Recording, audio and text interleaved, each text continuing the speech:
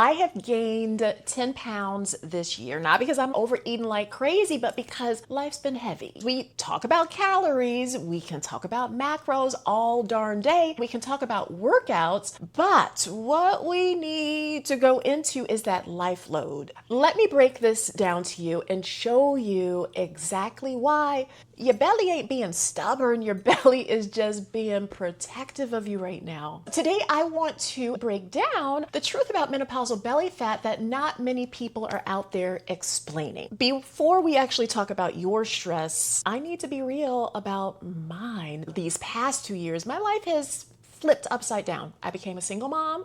I'm homeschooling my kids still, and I jumped back into working full time, and I'm growing my business ground up, and I'm holding the emotional load of my family. My stress has been through the roof. Even with balanced meals, walking on my walking pad, the weight is just not responding like it used to. When your nervous system is overwhelmed, your brain is managing like 10 tabs open of responsibility. It's not thinking anymore about aesthetics. It's just simply trying to survive. That's when it hit me. This isn't just me. This is happening to most of the women I coach. Women, on paper, it looks like you're doing everything right. Strength training, eating well, walking, but still the belly fat doesn't go away. And it's not because we're doing anything wrong. It's because we're carrying these stress loads that no one has ever taught us to measure. Once I started naming these stressors, the invisible stress, inherited stress, and identity stress, everything started to click. Most of us think of stress as a feeling, being overwhelmed, anxious, frustrated, exhausted, but stress actually isn't an emotion. Stress is a physiological state. It's your body picking up on the load that you're carrying emotionally, mentally, physically, socially, and it's deciding whether it should be in protecting mode or if it's okay for changing. For us girls in our 40s and 50s, our stress tolerance drops in midlife. You're not weaker, but it's because your estrogen and progesterone, those two hormones that usually buffer stress, they're naturally declining. That same life that felt manageable at 32, at 47, it feels like an uphill battle. I've felt this shift in my life. There were years when I could juggle it all, and my body just kept up. But now I feel it instantly. Your body starts holding on to fat in the midsection. It slows your digestion, sleep is getting disrupted, cravings are increasing, and your metabolism is becoming less flexible. This is simply midlife physiology doing exactly what it's designed to do. Keep you alive in a body that's sensing a threat to its safety. Your body cares whether it is feeling safe. And if your nervous system doesn't feel safe, if it's overwhelmed and constantly bracing, fat loss more or less becomes impossible. Let's break down these stressors, and let's start with the one that blindsides almost every woman: invisible stress.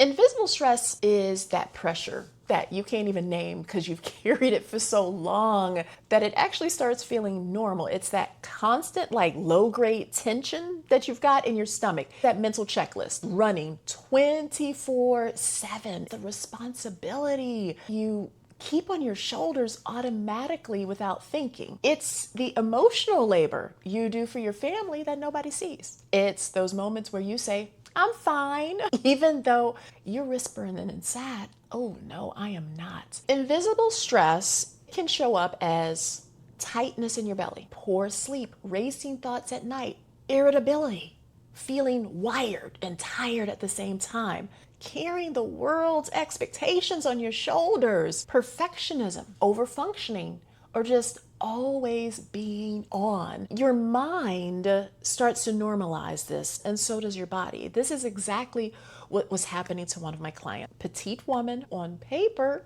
she was doing all the right stuff. Eating in a calorie deficit, strength training 3 to 4 times a week, getting in her protein, walking consistent. But on the scale, would not move. She didn't identify as stressed. She wasn't having breakdowns or a panic attack, and she wasn't walking around feeling like frazzled. Her life was totally overwhelming, but her body was absorbing everything she wasn't naming. That's invisible stress. I've gone through this even myself, especially in this past year. There have been stretches where I tell myself, I'm okay, I'm managing, but my body tells the truth. My belly gets tighter, sleep choppy, thoughts spinning all out of control, energy, it's flat. I'm holding my breath. It even shows up digestively. I'm getting heartburn. That's invisible stress showing up as physiology. Invisible stress shifts your body into this steady fight or flight state. Nothing dramatic, but it's constant. When your nervous system is running in the background like that, your body just starts to slow digestion. It causes bloating. It increases cortisol.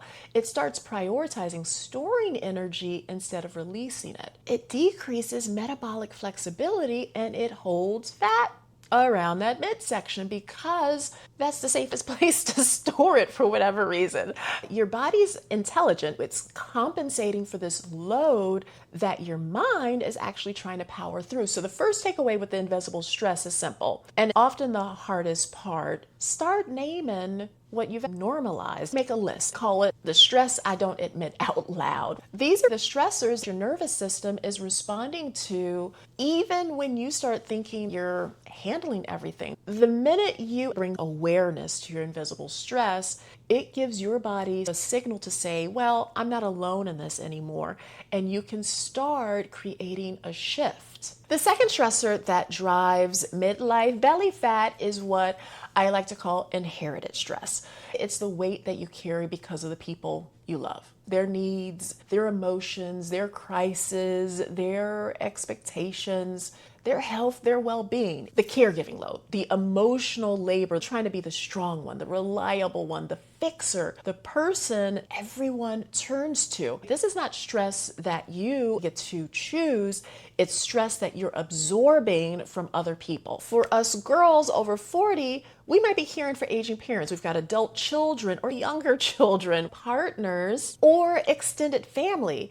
This stressor can be massive. Inherited stress is going to show up as feeling responsible for everyone else's well-being, carrying guilt if you're not available 24/7, managing medical issues or crises for family members, absorbing emotional tension in your home, or constantly adjusting your life to meet everybody else's needs, having zero time or energy left for yourself, living in a chronic state of alertness. Your body experiences inherited stress as workload. It doesn't matter that it's coming from love. The body is still going to hold on to it. This kind of stress completely depletes you. It lowers your ATP, your cellular energy currency. It increases inflammation. It disrupts your hormones. It decreases your recovery capacity and it pushes your nervous system into chronic survival mode, which brings me to another client that I think about often. She was navigating depression, which by itself dysregulates the nervous system. On top of that, she had moved closer to her aging parents to take care of them. She was even helping her daughter through an extremely difficult life chapter. She had uprooted her home, her routine, her identity so she could show up for everyone else. She was exhausted, not the I need a nap kind of exhausted, the deep exhaustion that creeps into your bones, the kind that changes how your body metabolizes food and makes it hard to recover from workouts. She was eating well, she was walking and rowing, but she was finding it hard to get back on track. Her body was doing what it was supposed to do. It was protecting her from the life load she could not put down. Inherited stress makes your body conserve energy. It's conserving calories, it's conserving fat. Your physiology reads all that caregiving as a threat, not because caregiving is bad, but because caregiving is draining. This stressor hits home for me too. Being a single mom, homeschooling, running a household, navigating my work, supporting my kids emotionally. There are days when I can feel literally my body tightening under all the pressure, absorbing all that energy. When you're constantly soaking up the needs of others, your body doesn't have the space to lose weight. It's trying to keep you upright and working. Your body doesn't know how to differentiate between good stress and bad stress. It just knows that there's a load there. And if your load is high, emotionally, mentally, physically, your metabolism is just going to slow down and protect you. The question becomes, where are you carrying stress that don't even belong to you? And how can you create even the smallest pockets of time where your system can actually exhale? Inherited stress, it doesn't go away easy, but your relationship with it can shift. The third stressor might be the most powerful one of midlife: belly fat, and I call it identity stress. Identity stress is that tension when you are living a life of a woman you no longer want to be, but you keep living it anyway. It's the stress of self-abandonment, of overcommitment, of being needed more than you're actually nourished, of shrinking your needs to make everybody else comfortable, of performing strength instead of actually living in it. Identity stress, it's going to show up this way: resentment.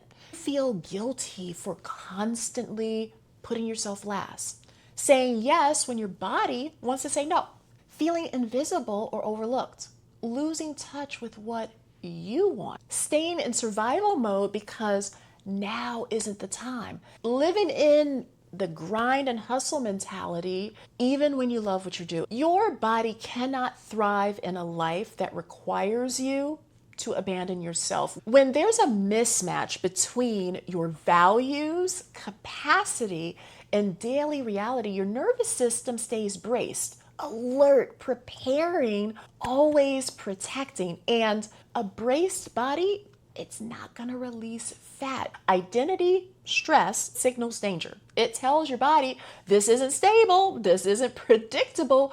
We need some backup energy. Your body stores fat, especially around the belly, because that's the safest, fastest access of energy reserve that you have. This is why I see such a stark difference between clients who are doing the work and clients whose bodies actually respond. I can think of another client. Life wasn't actually suddenly easier. Her responsibilities didn't disappear, but she did do something different. She started to focus on herself. She committed to consistent strength training, not any type of crazy workout, but grounding ones. She balanced her food. She was getting enough protein. She wasn't overeating. She reduced alcohol. She built routines that were supporting her body instead of depleting it. She was in a program with me and her body responded so fast, like 15, 20 pounds. Her stress hadn't vanished, but because her body finally had anchors,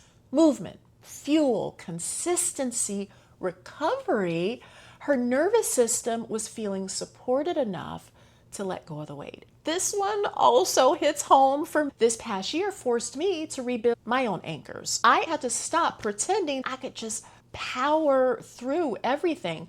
Walking is a non-negotiable for me. My morning routine of breathing and sound bowl practice, it's a necessity, not a luxury. Those 5-10 minutes of stillness reminds my body that it's safe. And on the days I skip those anchors, I feel it, y'all, immediately. That's identity stress in real time. When your identity is under pressure, your metabolism feels it. Fat loss in midlife doesn't start with doing more. It starts with creating a life your body doesn't need to feel like it's bracing against. That's where everything starts to change. So let's talk solutions, real doable ways to help your body feel safe enough to let go of the weight that you want to lose. Losing weight in midlife starts with lowering that internal load your body is carrying. Step one, identify your dominant stress type. You don't fix what you don't name. Ask yourself, which one of these stressors is running the show? Is it invisible stress, the pressure I've normalized, inherited stress, the stress I'm carrying from others, or identity stress, the ways that I'm abandoning myself? Most women, we're going to have all three, but one is usually a little bit louder. Awareness alone already starts this downshift of your nervous system. Step 2, build safety anchors into your day. Your body needs predictable signals that it supported. Safety anchors are about consistency, not intensity. Strength training 2 to 4 times a week, walking daily, eating balanced meals with enough protein, regular meal timing, hydration, even morning light exposure. This tells your nervous system we're not in chaos. We have the resources we need. And when these safety anchors become missing, that is when the body compensates with fat. Step 3. Stop under-eating and overcompensating. Under-eating, skipping meals, cutting carbs, or being good all week raises stress hormones in midlife. So does overtraining. That doesn't make your body feel disciplined. It starts to feel threatened. Fat loss requires energy availability. A depleted body is not going to want to lose weight. Step 4, create micro boundaries in your life. I'm not expecting you to quit your job and move to the mountains. You need small, daily nervous system, not answering text immediately, closing your kitchen off after dinner, carving out 10 minutes just alone, reducing decision fatigue. These micro boundaries lower the background stress your body is carrying. Step 5, add one nervous system regulator. Just one. Pick something that helps your body slow. A body scan, walking, nature, or just stillness. This reminds your body that it's safe, and this matters more than any workout. Step 6, ask yourself this question daily. This is one of the most powerful tools I give my clients. What would help my body feel safe today? Not leaner, not smaller, not more productive, safer. That question changes decisions. It changes your habits because your body is not fighting you. When you start reducing this internal load through awareness, consistency, nourishment, and boundaries, your metabolism opens back up. And this is where fat loss becomes possible again. You're not forcing it, you're just supporting the fat loss in the way that it needs. When your body stops bracing, your metabolism opens up, your energy is going to improve, your sleep is going to deepen, your relationship with food is going to shift, and fat loss becomes possible again because your body feels safe. In midlife, this is the beginning of a different approach, embracing the woman that you are. I would love to hear from you. Which of these stressors is really hitting home? Invisible stress, inherited, or identity stress? I read every comment. This channel is something I'm building with you. Let me know if there's a topic that you want to go deeper into. Hormones, sleep, belly fat, emotional eating, strength training, boundaries. Midlife brings a whole new set of transitions. Keep moving, keep glowing, and remember, you are sexy, strong, and unstoppable.